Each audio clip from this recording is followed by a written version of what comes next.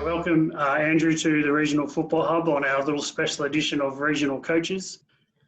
You've got a few mentions on our hub from some players that have been appreciative of your time to their careers, so it's great to have you on, and certainly hope you're doing well. And I love the background photo you've got there. It's quite inspiring. So welcome, and hopefully in this period of football shutdown, we're ready to roll almost. So hope you're doing well, and you've been okay through that period.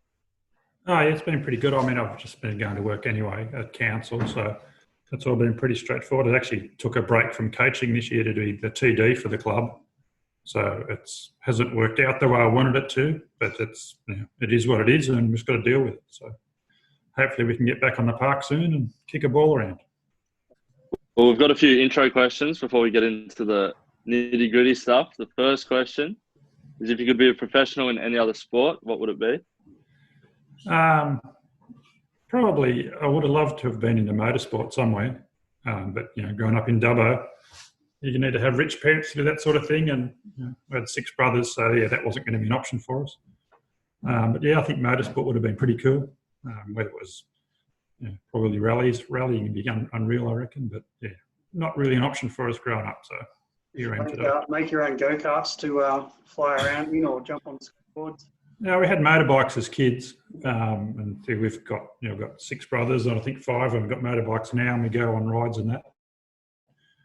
You had billy carts and that sort of stuff.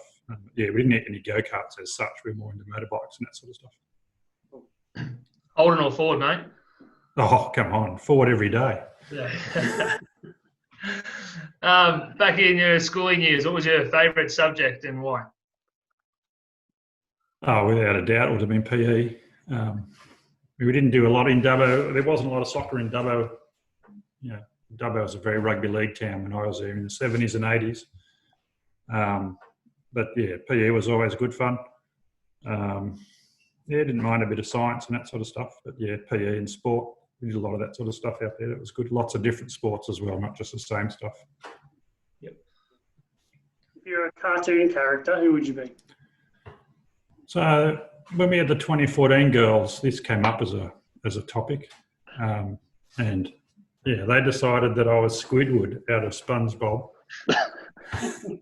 I didn't know much about Squidward at the time, because he was a bit after my time, but I chased it up and had a bit of a look, and that was actually pretty accurate. So, yep. Lovely.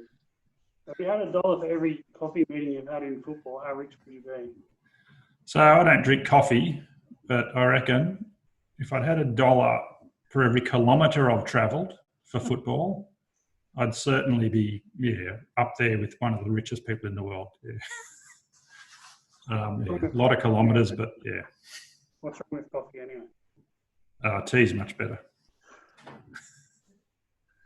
Well, I can tell from your background, but apart from Wagga City Wanderers, what's your favourite footballing team in the world?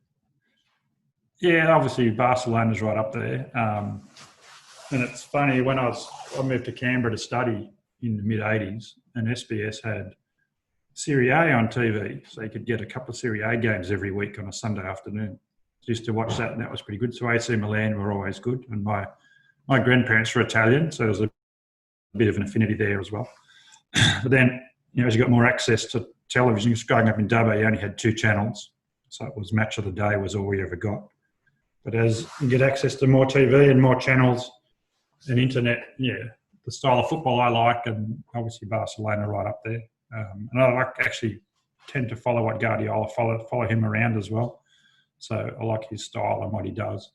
So while Barcelona continue with their theme, there's other clubs that, as you learn more about coaching, more and more coaches, Xari and a few other people as well, Arrigo Sacchi and that sort of thing, their style of play and what they brought to the game. But we have a fondness for Barcelona at the core of it all. You've been involved in football for a very long time, developed some players that have gone on to things and, given back to the game. In your time as a football coach, has it given you any everyday life qualities, do you think? Probably the biggest one is having an end goal, but being patient enough to know that it's not going to happen. It's not going to happen next week. So, when I first started coaching,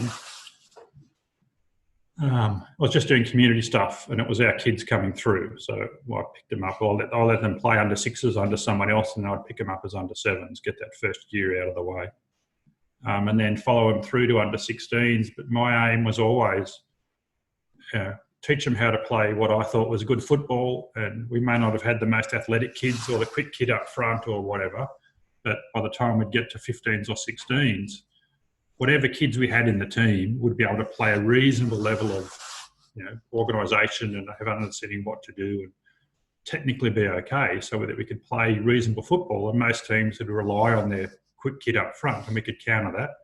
So, the idea was to get to an under 16s grand final, and we got there with a couple of groups, and Yates, who suffered on one of them, and we smashed him in a grand final because we could play football and his team couldn't. So, but patience and having a long-term goal is probably the main one. You mean Yates couldn't play football, or his team couldn't play football? A bit of both actually. They were a one-trick pony, that team, and we got rid of that pretty quick. Top scorer in the league, but don't worry about that. Where's the trophy live? Burn there, mate, burn. When you were coaching and you got your whiteboard out, do your teams run up the board or down the board? My goal is always at the top. So, goal is always at the top and work down. You like to run downhill too, huh? Yeah, I've never thought about that. But goal is always at the top and running downhill, yep. Goalie at the top because they're most important, Andrew? In some of the teams I've had, they have been the most important, That's all we had in some spots. I guess going right back to the start, why are you involved in football? What brought you into the game? So, when I think back, Mum and Dad grew up in Dubbo. Well, they moved to Dubbo in their sort of mid-teens. And they came through with a whole bunch of friends would have been the 50s and the 60s. And I could be wrong, but I think them and a group of friends actually started the Newtown Soccer Club in Dubbo. So when we came through as kids, like I'm the fifth of seven, we all played football, and we all played for Newtown. Mum didn't like rugby league. We all played football, and we played cricket in summer and football in winter and a bit of tennis and golf and all those other things. But football was always the main one. And then, I just kept going with that, and probably started when I was 5, and only finished playing when my orthopaedic surgeon said, having had both ACLs snapped, that it's probably a good time to pull a pin, because getting them repaired again gets a bit ugly and a bit painful. So the coaching came along, and that's where I've ended up today. I know I've tried a little bit to convince you the last few years to get back and play a bit of over 45s, and you shut that down pretty quickly, mate. Yeah, well, and Vinnie Marmo said that, first knee reconstruction was in about 92. And he said, look, that's got screws in it. And these days we have to pull the screws out and then into your hip and get some bone out of there and blah, blah, blah. And, 6 months for the hip to get fixed and then 12 months for the ACL. I'm thinking, no, I don't want to do all that. So no more playing for me. I have to wait till football, while we get walking football up and going. Yeah, maybe. Maybe a bit too competitive for that. I don't know. See how we go. You obviously mentioned that you kept working through the shutdown period, so it's good to see that you're an essential worker. But when you're in normal football mode, how do you handle having a 9-to-5 job and then fitting in your football commitments around that? Is there a process that you have? What thoughts do you have? Yeah, so it's probably what I've actually done over the last few years is taper right back and focus on, like last year's a focus on 18. For back in between 2006 and 2011, got pretty crazy. And I had football training on Monday, Tuesday, Wednesday, Thursday, Friday, and games on Saturday and Sunday. And that went on for probably 2.5 years. And at the end of all that, I sat down and I thought, this is going to kill me. I mean, the kids were playing, so it was always the kids, the community football, the kids playing, plus some senior stuff. And then it was always a race home from work, pick up whichever child it was, take them to training. Then maybe they would get picked up by their mother and the other one would get dropped off and we do the next training and that sort of stuff. So it got a bit crazy. And in the end, it got to the end of a season where I'd just done some state stuff for the first time, done Riverina, done the club football, done some senior stuff, and it just nearly killed me in the end. Got to October and just thought, I can't do this anymore. So started to step back from a few things and focus on the bits that I wanted to do, which was the state stuff and the higher level stuff. I mean, the kids still coming through, so focused on them, but certainly the senior stuff, I stepped away from that because it became too much. Whereas now, focusing on the one team, you've just got to compartmentalise stuff. When you're at work, and then as soon as that's finished, if it's football, and you step into that mode. And I've been doing it for a long time, so it's pretty easy now to step from one role into the other. And having done a B licence a few years ago, sort of reevaluated how I do things and why I do things and the session planning and that sort of stuff. So I can rock up now. I know what I want to be doing at training. I know where we're up to in the program, and this is a session I'm doing. So it's pretty easy now. But yeah, for a while there, it was pretty crazy. And every holiday we had was a football holiday. Like I grew up in Dubbo. We went back to Dubbo for state titles for 6 years in a row. Dubbo's a lovely place, but we went to Coffs Harbour for holidays. We went down the south coast for holidays, but they're all football related.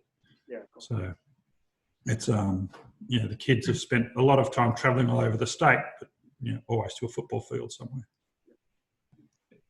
You've briefly touched upon a few levels that you've coached at, but I know you said that every day of the week you were coaching also. So what are some of the levels you've coached at through your career?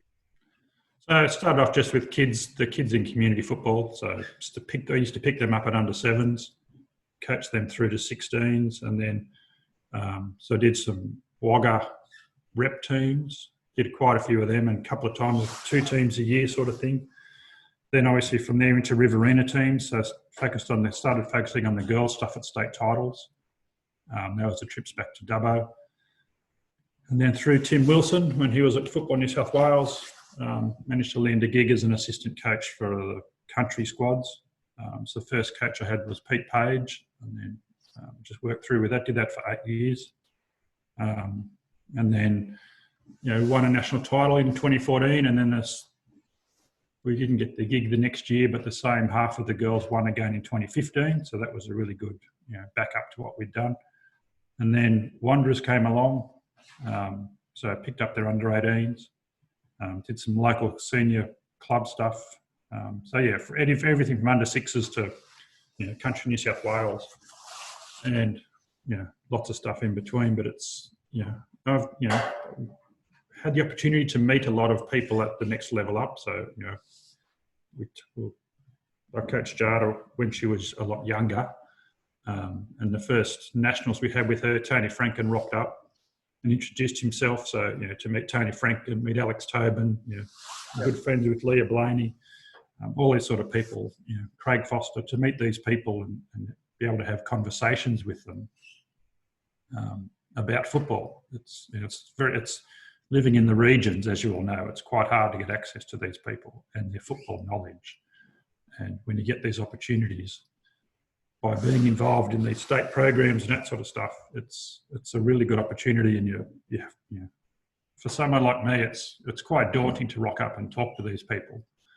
But you just have to take that step because they have so much knowledge and experience that you've got to bring that back to the regions and help the kids here to get whatever they can out of it. So, I've been lucky in that respect.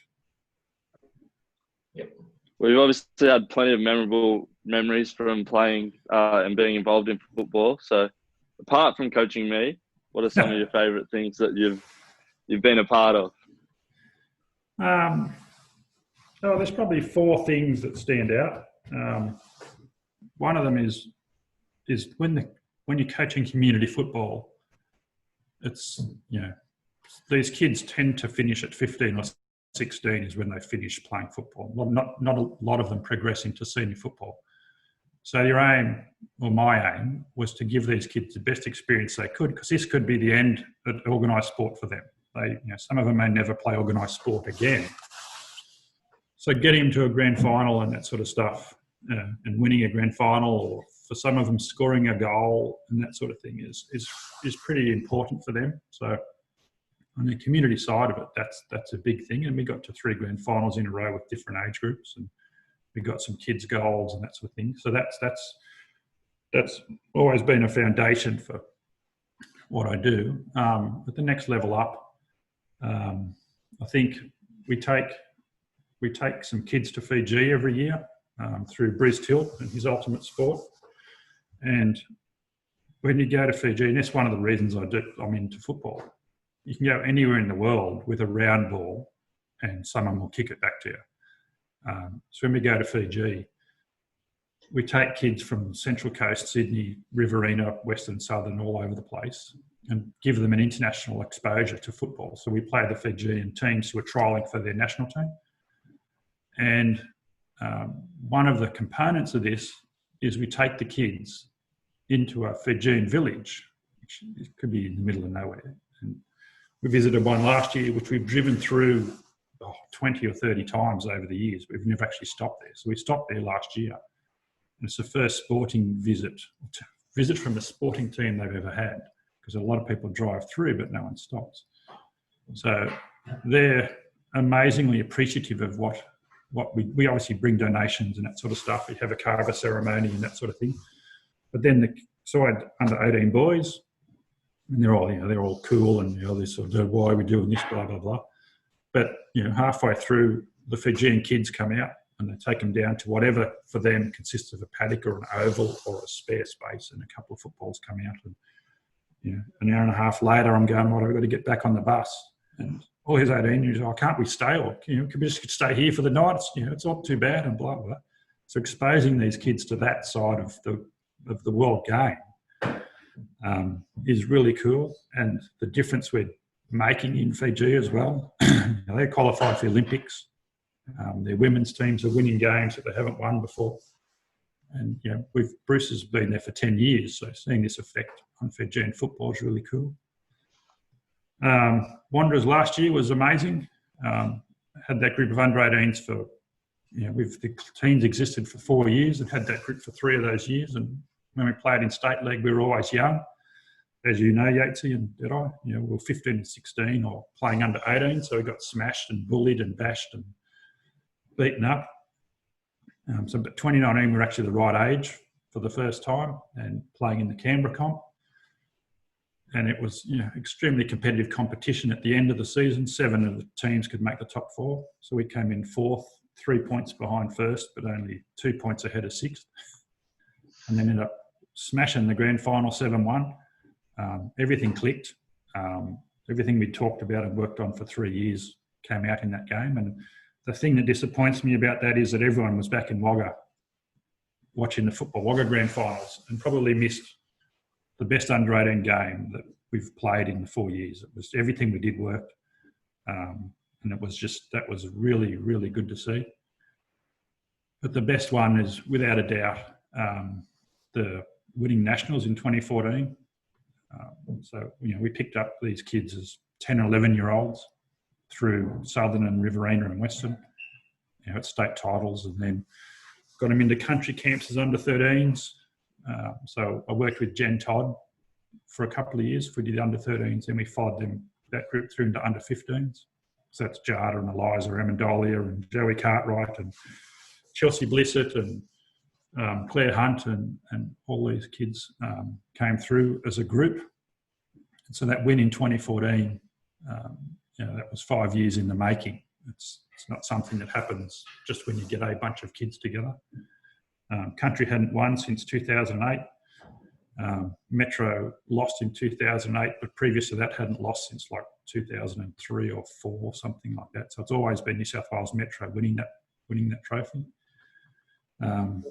we knocked Metro off on the first day, which was, Eliza Rimondolio put one in the top corner, and Jada made some great one-on-one saves, and we controlled the game. And they had some really good players in their squad, but we beat them, and everyone, like Victoria and South Australia and WA, everyone was, oh my God, that's amazing. It's really good. Now we can win, blah, blah, blah. And of course we knocked off Victoria, knocked off Newcastle, knocked off Queensland. We won it by Thursday, and Friday we had the final game, which didn't affect results against South Australia. We ended up losing 2-1, but winning that national title with those kids, 4 of which went on to play mini Matildas, and Chelsea went on again from that again. So that group of kids coming through was 5 years in the making, and that success is that's for us, that was a crowning achievement for that group of kids. The amount of kilometres we did, the time we spent together. It sort of started in 2013 nationals with that group, because we had them as juniors. We took a lot of them to Fiji in the December. We went to state camp in January, and carried through to the following July, and it all came together. So that's probably the thing I'm most proud of, is that 2014 victory. That was pretty cool. Great group of players and a great achievement. So well done. You touched a couple of people you've been able to meet on your journey. You mentioned Craig Foster, Leah Blaney, etc. Would you see that you had mentors throughout your coaching career? Do you have a mentor at the moment? And how do you see mentors in general? Yeah, so I'll probably, living in the regions, it's very hard to get, once you get to a certain level, it's very hard to find people who you can confide in, who have been there, done that, who can give you that advice. So once you sort of get to the coaching at a state level, there's not, when I first started, Jeff Blake before that, and Steve Hayes before that, and before that, there's not a lot of people floating around, and they're hard to find. So I was fortunate that Tim Wilson got me involved at the state level first, and Tim was really good. And at that point in time, Riverina was probably the poor cousin in country football. And with Tim, he got involved and shook a few things up, and then Roy Thomas came in. And I spent a lot of time with Roy. He's massively experienced, been there, done that in football. And he was only here for 18 months before he got headhunted and taken to Canberra. But in that time, I spoke to him a lot, and he came to our place for dinner quite a bit, just talking about football and different philosophies and different things, and his experiences around the world. Sacked as a coach, playing in Africa in a stadium of 65,000 people, and he's the only white guy. All this sort of stuff, just amazing. But he got headhunted and taken to Canberra. And then after that, it's pretty hard to find people to confide in. So Roy's probably been the biggest one. And then after that, it's, like when you get a C license, and the only C license in town, and then there's no one really to show your sessions to or anything like that. So then, but I had, some of the state coaches. Rob Hutchison was really good. I worked with Rob for 3 years. He was really good. And then when Jen Todd got the job, Jen and I were very similar, sort of at the sort of same level. So we worked together really well. Her strengths and weaknesses complemented what I had. So we worked together really well. And then once I finished all that, I wanted to go and get the B license just for my own benefit, really. And again, it's, there's no one really here to sit down and have a chat to. So it's, the internet's been there. So, I like reading. I read a lot. So I look at a lot of videos, and, I've read a lot of leadership books, Ferguson, and lots of books about Guardiola and Arrigo Sacchi, and lots of different coaching books and that sort of stuff. So well, there's been no individual.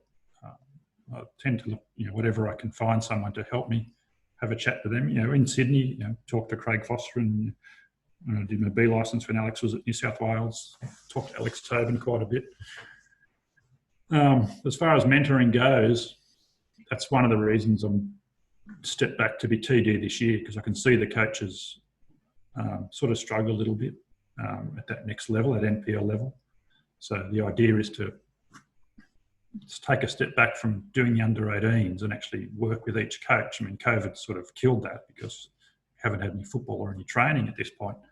But yeah, the game day management and how to manage their sessions and their session planning and that sort of stuff, and analysis of the game and halftime talks and all those sort of things are something that I've got lots of experience at and made lots of mistakes and learnt from those mistakes. So if I can shortcut these coaches and give them that experience and that knowledge now, it makes them better coaches, which benefits the club, which benefits the players and all that sort of stuff. So it's a key thing to have. And regionally, it's very hard to find someone, who's honest enough to tell you that you're being a doofus, but has the experience and knowledge to back that up as well. Lots of people tell you you're an idiot, but if they don't have the knowledge to back it up, then there's no value in what they're telling you.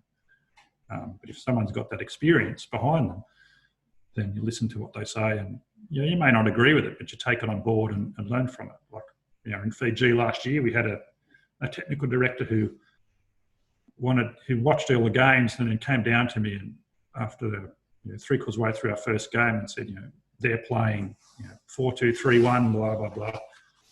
When we do this at home, we go to a 4-2-2-2 and whatever to challenge it. And I have you thought about doing that? And while I said the kids are comfortable with 4-3-3, they know how to play it, I know how to coach it, we'll stay with the 4-3-3. And we end up winning the competition, the under-18s, in the grand final, 1-2-0. But it was a hard week. But what that did, it made me think about how I coach and that sort of stuff. So that someone who can challenge you, not necessarily give you the answer, make you think about different ways of approaching things is critical. Yep. But they have to have the knowledge and experience behind them, and not just be some random going, why did you do that? But if you can think about what you're doing and why you're doing it, then that's they may not give you the answer, but challenge you to think a bit outside the square a little bit and how you do stuff. Well, you touched on it there with what you want to get out of the technical director role at Wanderers with the helping coach mentors and whatnot. Would you say that's your key focus for football now? I've actually been thinking about this. We actually wanted to do a bit of travel this year, and that's one of the reasons we wanted to step back. Like we spent 2 weeks in America last year, and I know even though I trusted the under-18s to someone to coach them and train them during the 2 weeks I was away, I know that didn't happen. I won't mention any names or anything, but I know that didn't happen. That's the reason they won the grand final, I think. You worked on a few things. You didn't work on anything from what I can work out. So, we wanted to travel this year. We're actually supposed to be flying to the Kimberley on Saturday, but that's obviously been put on hold. So, I've been doing Tuesdays and Thursdays and Saturdays since I was 14 years old, when I first started playing senior football in Dubbo. And when you think back, that's 36 years, 38 years of that commitment. So going into the 2D role certainly frees up. I could say, look, I'm not available this weekend or whatever. So it certainly frees up that space. But you certainly miss getting on the park and bringing a group of kids through. And winning with under-18s was really cool. That's 4 years in the making. Winning with the girls in 2014 was 5 years in the making. So as a TD, you're not going to get that. So it's certainly an area that I'll probably end up in, but whether I'm quite ready for that full time now, I'm still deciding. My wife's certainly ready for it, but I'm still deciding. A couple of last questions here. If you could change anything in regional football to help better develop everything, what would you look to change? This question's come up a lot. And I know in Fiji we had the TD of South Australia used to come over, and we talked about that a lot, whether we could get games in Mildura and all sorts of things with the country kids. the biggest issue we have is the travel commitment. I mean, even playing in Canberra, like we did 15 trips to Canberra last year. I know it's only 3 hours, but when you break it down, that's as much time going to Canberra as we did going to Sydney in State League. And I think geography is the biggest issue we have. And the kids we've brought through have all had to pack up and leave at 14 or 15 to go to Sydney or Melbourne. Jada and 4 of the mates all packed up after the 2014 and moved to Sydney. They all play women's NPL in Sydney now through various clubs and that sort of thing, but they've all had to pack up and leave. Eliza Amendolia left Griffith at 14, 15 to move to Sydney, and now she's at the University of Hawaii. Chelsea went to Sydney and then went to Melbourne. The boys, Cooper Storm has been living in Sydney for the last 2 years, playing at Apia. So, and there's lots of other boys who've done the same thing. So even the NPL in Canberra is good, but in reality, is there a pathway there for them to get to the next level? I know there's the National Youth League under 20s exists at the moment, but who knows what that looks like going forward. I mean, Canberra have a team in that, and the odd kid gets picked out of that group. But again, that was only 4 or 5 games in a season, so it became less and less effective all the time. And I don't, how do you get around it? It's, kilometres is the thing. Like I said, 1 year we did 40,000 kilometres purely for football. That's a lot of time in a car, a lot of hours in a car. But our geography makes it so difficult. Playing NPL in Canberra is a really good step, but there's got to be an outcome from that, and whether it's ultimately a Canberra A-League team, which they've tried 2 or 3 times before through the old NSL. It's a hard one to work out. It's getting the country kids together is hard work. We used to do 5-day camps to maximise the benefit. By the end of the 5 days, you had 4 kids sitting on the bench with blisters and cramp and hamstrings or quads. So you might have 25 kids in, and you lose half a dozen by the end of the Thursday and Friday. So we went to 4-day camps and 3-day camps, and they come in the morning and they leave in the afternoon. So it's really only a 2-day camp, and it's just money and that sort of stuff. So it's, ultimately if we go TSP, I think is really good. If we can keep that going and expand on the TSP program. Last couple of years, we'd had the one at Valentine's a couple of years ago, and then last year the Coast Cup, where we play Sydney FC, we play Wanderers, we play Newcastle and that sort of stuff. That was really good.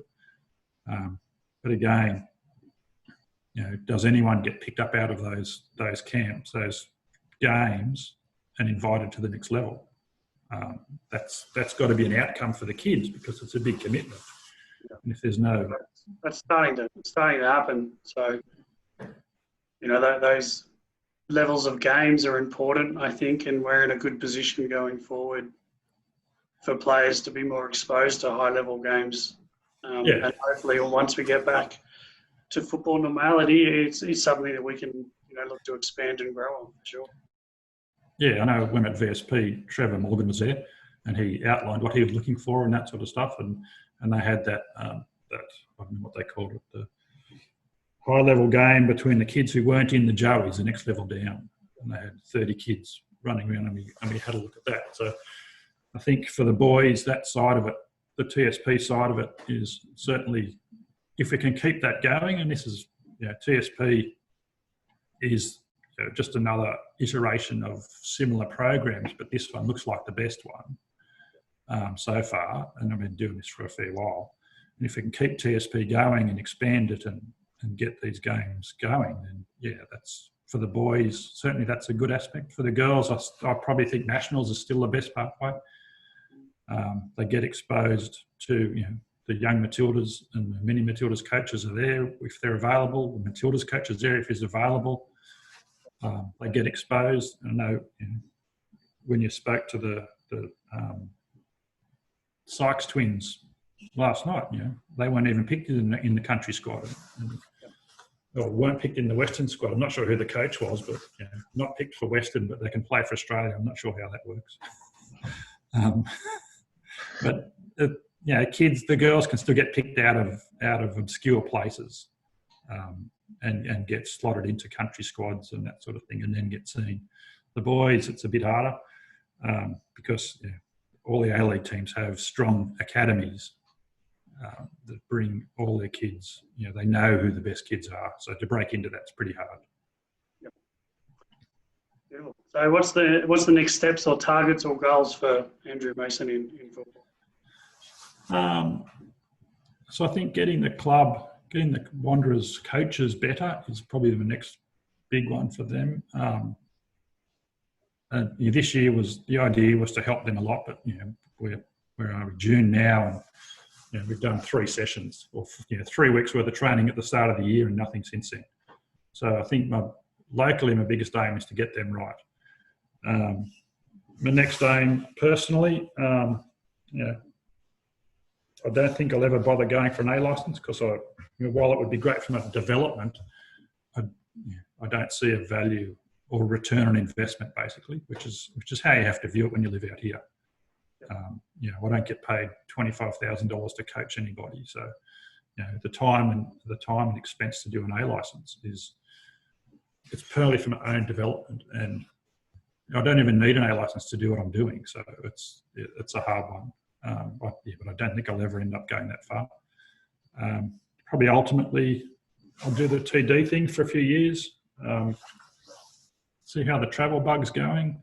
There's a lot of the world I haven't seen, so I'll either, in a few years, either pull a pin, or I might coach under-13s and kick Yatesy out and bring that group through and see if we can win under-18s again. So, at the moment, the TD role's pretty good for me. It allows me a bit of freedom. After 20 odd years of, at times, ridiculous commitment, this year was to take a bit of a break, and we were about to launch into a renovation on the house. So it's a good time to be able to say, no, I can't attend that, or no, I don't have to be there this Saturday. So, yep. Well, this last question before we wrap up, I don't even know why I'm bothering asking it, but Messi versus Ronaldo, which side are you on? Oh, that's so ridiculously easy. It's not funny. I read a thing on Ronaldo, Twitter. Obviously. Oh, yeah. I read a thing on Twitter the other day, and because it's on Twitter, it's obviously true, that if Messi didn't score for his next 80 games and didn't get an assist for his next 350 games, he would still have a better goal and assist ratio per game than Pinaldo. So it's... it's far. They're not even in the same league, Gates. So you don't even know why you have this competition. I agree. Well, that's all. So we'd like to thank you for coming on the Regional Football Hub. I'm sure plenty of people got a lot out of this interview. So thanks for coming on, and good luck with your new role at TD. It's been good. What you're doing is really good. So it's opened up a lot of people's eyes to the struggles we have. We're 500 k's from Sydney and 500 k's from Melbourne, and Dubbo is the same sort of thing. And it's hard work living out here and being, you have to move, and it's opening up a lot of people's eyes to the struggles. But there are pathways there, and if we get good people on the ground, then we can get more kids. The group of kids that came through that are in the mini Matildas and the young Matildas, that was a lot of work by a lot of people, and there are kids out here who can do that. So thanks for what you're doing. It's good. Keep up the good work. Thanks, Andrew. No worries. Cheers. Cheers. The tally to the Messi dog.